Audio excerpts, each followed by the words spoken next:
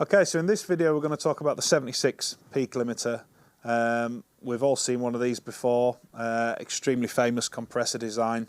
Ever so slightly different in that this is a fixed threshold compressor. So we don't have a threshold control on this. What we have is an input and an output gain. So we actually use the input gain to drive the compressor into gain reduction, and then we can control the back end with the output. So we've got an attack and a release control on here. Super quick attack and release control on this. So this is really great compressor for taming things.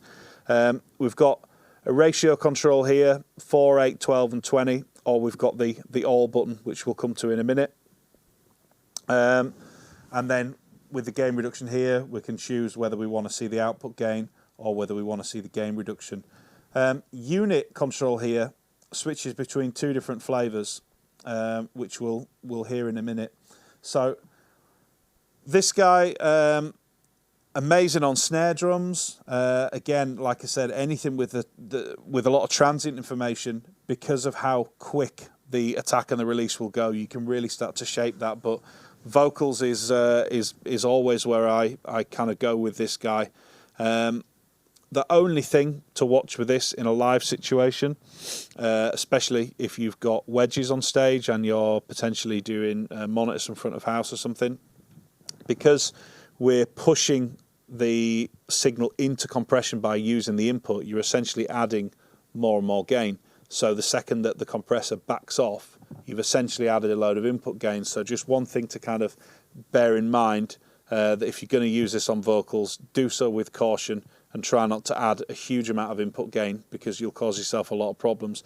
So it's about kind of finding that right balance, but you know, we can experiment and find what works.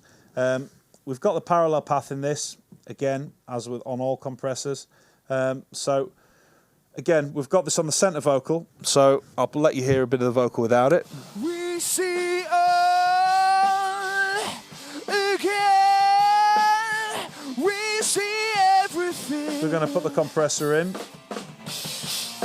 This is So you can hear instantly, as soon as we put it in, the actual bass level of the signal lifts. we can be anything. Just because we are pushing it into, we are pushing it into compression, but then we can change that with the output gain. So you'll see here, if we back the input gain off, when we're kind of in that sweet spot, it's not really getting any louder or quieter, because that's where we're starting to push it into compression.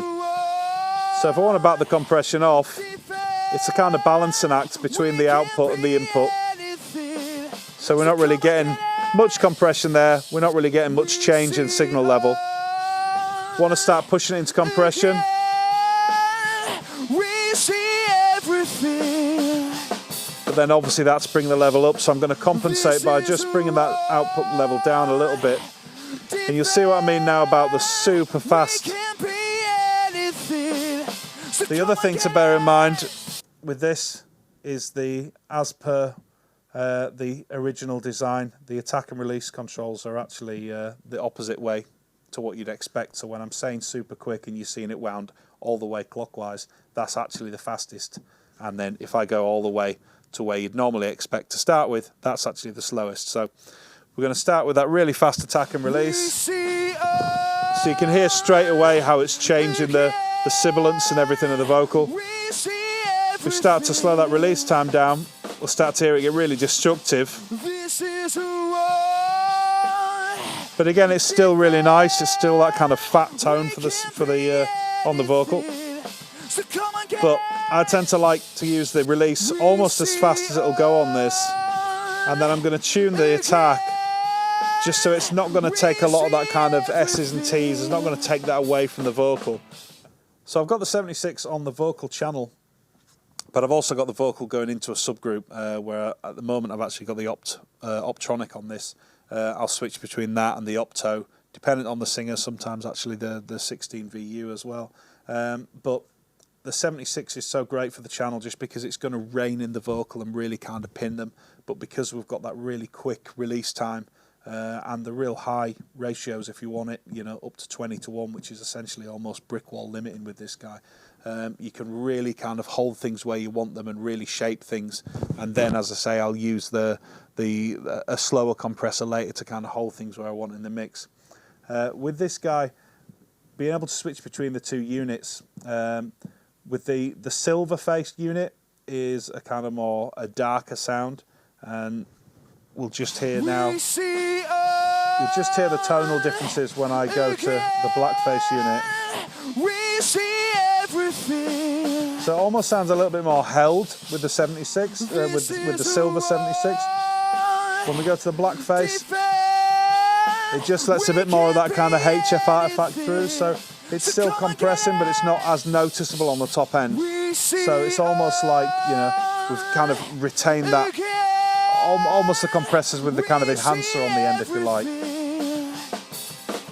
So it's just compensating for the effect on the top end.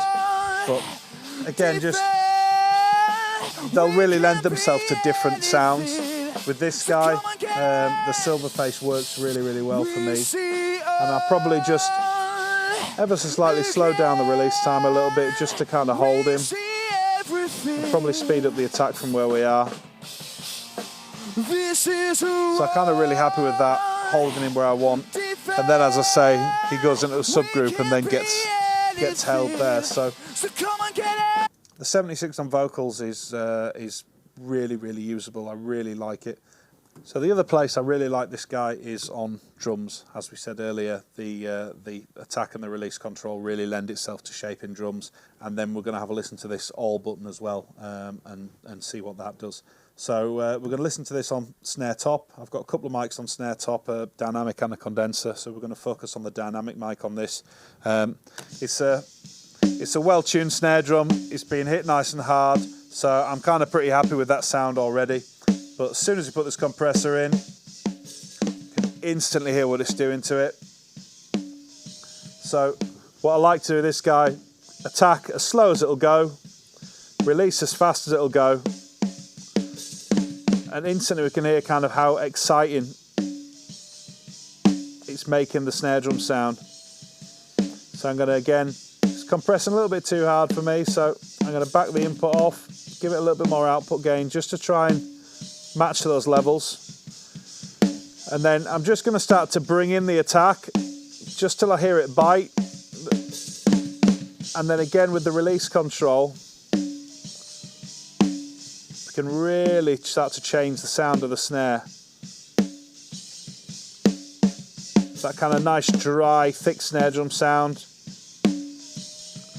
Speed the release time up and we'll start hearing everything else around it. So for me, somewhere there is quite nice. And again, we can have a listen to the difference between the two units. So again, just a bit of a thicker, more compressed sound with the silver face. The black face, a little bit more open. Again, we've just got a little bit more of that top end information. So again, that's something that you'll really be able to choose. That's, you know, it's more to taste than anything else. I think for this, I prefer the black face on this as opposed to using the silver on the vocals, but it's just letting it open up a little bit more. So the all button on this basically is the original version, the hardware versions of this, when you used to kind of push all the buttons in together and there was a magic point where you can get them all to stick, and it basically gives this really aggressive pumping sound, which isn't really relevant to the rest of the compressor, but if we put that in, you'll hear what it does. And it just gets really, really extreme, especially if we speed up the release. Just really kind of, you see how fast the compressor's working.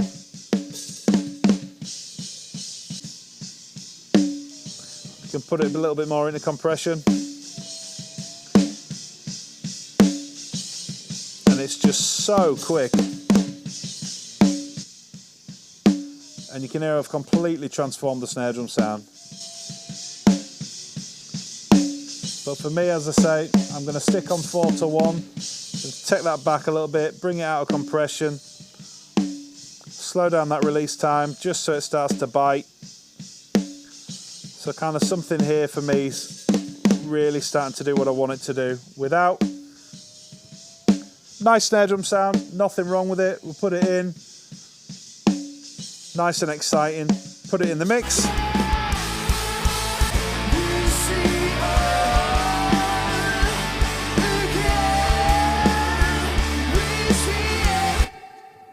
So the other place that I think this compressor works really well on is particularly quiet singers as well. If you've got somebody who's really loud and it's all very well using compression to hold them in place, that's great. If you've got somebody who's going from really quiet to loud, then kind of squashing those loud parts down isn't really the way to go. You want to leave those and bring what's underneath up.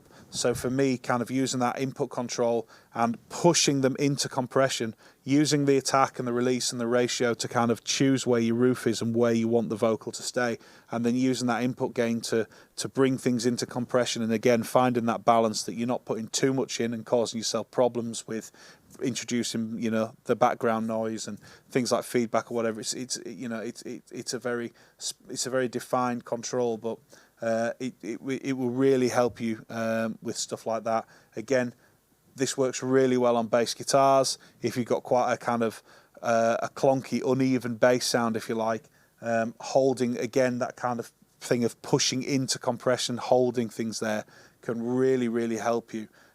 It's a very different approach to shaping sound rather than holding down the peaks, actually pushing things against the compressor. So you'll get kind of totally different results with this compressor. That twinned with how fast it can be. Also, you know, back it the other way, it can hold things and be really, really slow. But I think really where this compressor lends itself is that really, really fast work where you can be really detailed and really intricate and hold things where you want them. So again, as always, stick it on everything, have a play, see what it does. Please let us know how you get on with it, and tune in for the next one. Thank you.